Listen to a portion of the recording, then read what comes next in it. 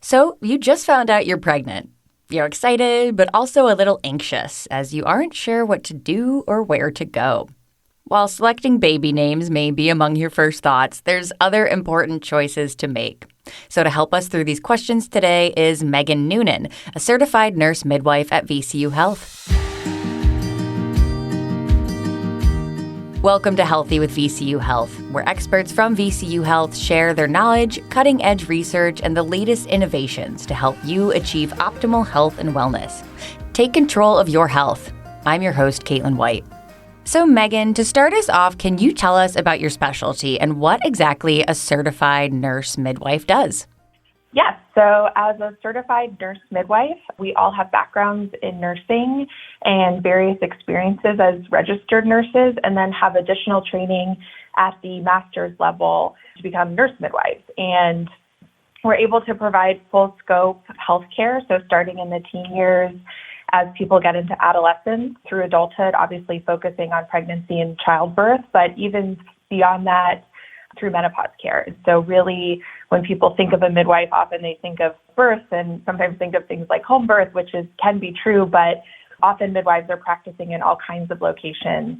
And here at VCU, we practice primarily taking care of people who are having low-risk pregnancies and are really looking for a low-intervention approach to care.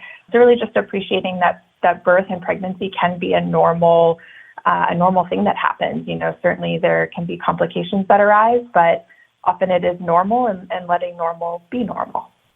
Now, choosing whether to deliver with a midwife or OB-GYN is a key decision you make in the first trimester. But are you locked into this decision, or can you change your mind? You can absolutely change your mind, and I really encourage you to be an advocate for your own health. And really, if you start care and don't feel like you're getting what you need from a practice or a provider, to really seek out other options.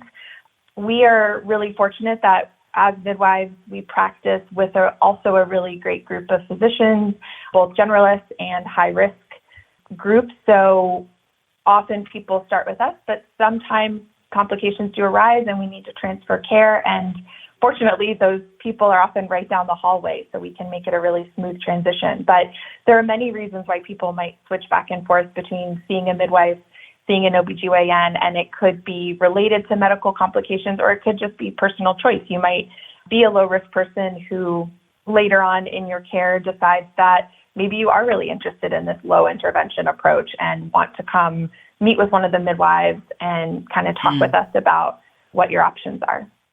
Well, that's good to know that there are always options.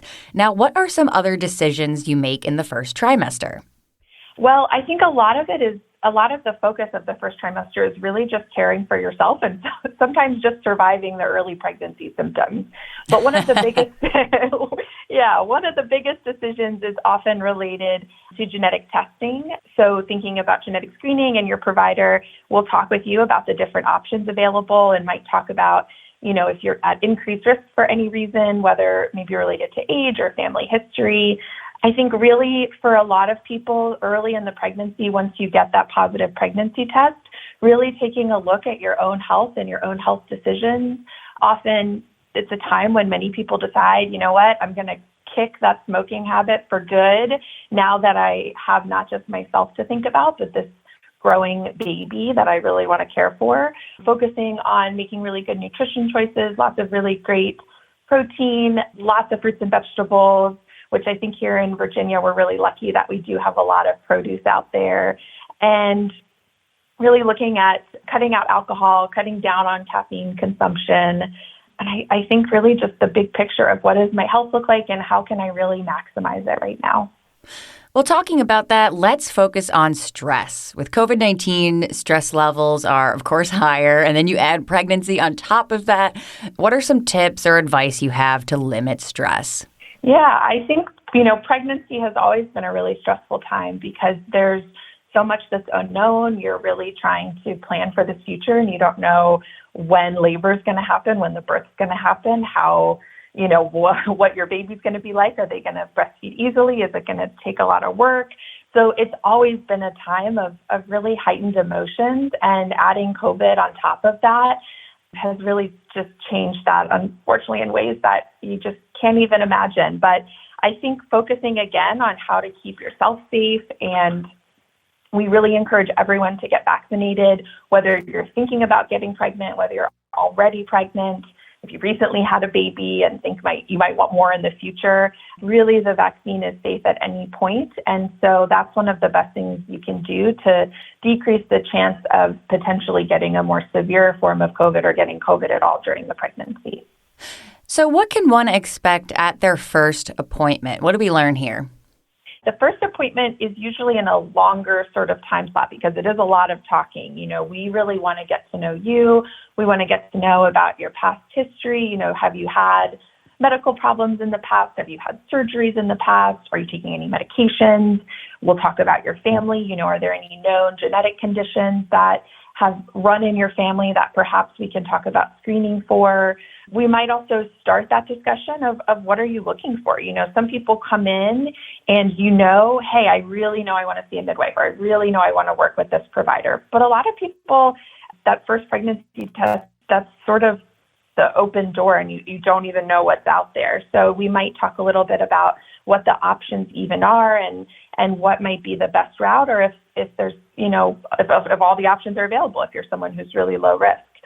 We also will recommend doing some routine tests. There's kind of a standard panel of some blood work and urine tests, looking for infection, checking for things like anemia, and checking your blood type, which can sometimes affect some of the recommendations in pregnancy. There may also be an ultrasound, or an ultrasound may be recommended later, depending if we need to find out how far along you are, whether or not that's a sure thing. And then we'll talk about the plan going forward. There is sort of a standard schedule for prenatal care, but some people, may need more than that, again, if there is anything else going on. So we start to make that plan so you have an idea of what to expect for the next 8 to 9 months, depending on when you start care. So. Absolutely. And as we wrap up here, Meghan, can you tell us where your clinics are located? We are very excited that we're expanding our care options and locations. So we're currently located downtown for a little while longer at the Nelson Clinic, and then we'll be moving into the brand new ambulatory pavilion this December, which we're very excited about. Should have a lot more space and a little bit more parking options, because parking downtown in the city is always a challenge. And we also last year moved to a new office at Stony Point that we've really gotten settled into. And then we will be, I think, early next year expanding into the short pump area, so kind of reaching people on the western side of Richmond a little more easily. Wonderful. Well, Meghan, is there anything else you want soon-to-be moms to know in this exciting but nerve-wracking time?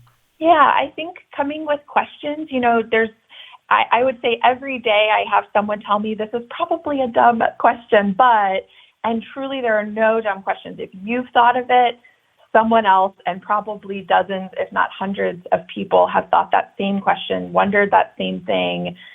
So many changes are happening, just both to your family, but also to your body. And it can be really scary and unknown, and can be a little bit of a mystery as to what's normal and what's not normal. So really finding a provider where you feel comfortable and feel like you can really ask those questions, whether they feel silly or not. And if you don't find what you're looking for, feeling empowered to look for a different provider, and really advocating for yourself and what you need during this time. Well, thank you so much for this guidance. I hope we put some moms at ease today. That was Meghan Noonan, a certified nurse midwife at VCU Health. Thank you for listening to Healthy with VCU Health. To learn more about pregnancy care at VCU Health or to make an appointment, please call 804-628-1263. That's 804-628-1263. Or visit vcuhealth.org/birth. I'm Caitlin White. We'll see you next time.